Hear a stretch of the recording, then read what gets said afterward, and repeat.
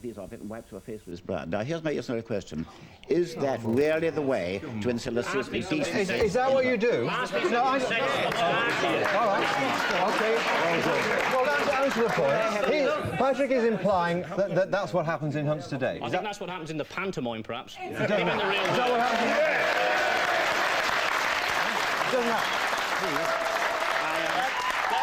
Who has taken hunting has a golden opportunity to ride across country with permission of the landowners, and it is not... He said it doesn't happen, Patrick. I tell you the trouble, you see, we're fighting this fight against the hunters. They know they can trust us to play fair and tell the truth. They also know that we can't trust them. All right, what he's saying, Freddie Truman, over here, is that your side... Donkey, and that is the truth. Did you get an apology? I got an offer of money from the huntsman to keep my mouth shut. Keep your mouth shut? Yes, to keep quiet about it. You see, Patrick... And I tell the truth. If that... I mean, I know that if hunting's banned, you're going to lose your job, OK? You're going to lose your house, yes? Well, I mean, people are clapping over that. I don't think anyone should personally clap at those sorts of things, whatever the reason. But at the end of the day, if that kind of thing's happening to cats, if people's land is being invaded, can we justify it? You are dealing here with, obviously, a very unfortunate for the lady here. This is a very exceptional thing, right? It's all very well throwing your head up in the air, but the number of hunts that go out in this country, week in, week out, you do not see incidents like this.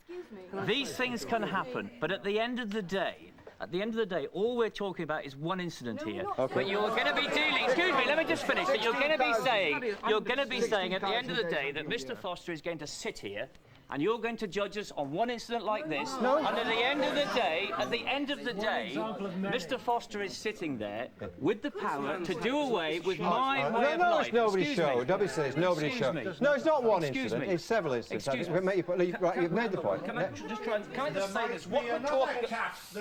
I'm being shouted down now. Oh, no, well, keep your verse going as well. What I want to say here, without being shouted down, is we're talking about cruelty. Let's not get away from the fact we're talking about cruelty. Every time we see some footage of cruelty or an example of cruelty given here, we're either told we're lying or it's an exceptional circumstance. Let me raise one other point about Patrick in your defence, Mike. You're the Labour Party, yeah? Is it Labour Party policy to put people out of work? It's Labour Party policy to allow members of Parliament, our representatives, to have a free vote as to whether they think hunting is fit in a modern country. So if one of your constituents, Mike, lost his job and he turned around to you and said, I've lost my job because of some high-minded principle of yours, what would you say to him? I would say to anybody who'd lost their job, that is unfortunate. But the same people who said that they weren't arguing when the miners were being put out of work in their thousands. Yes, sir.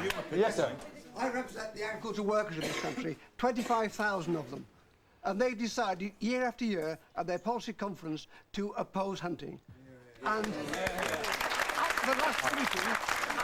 the last meeting of the National Committee representing the whole country, it was a unanimous vote to support. Let me ask you this. Can I say also... I'm sorry, you've made one point. I want to hear one at a time.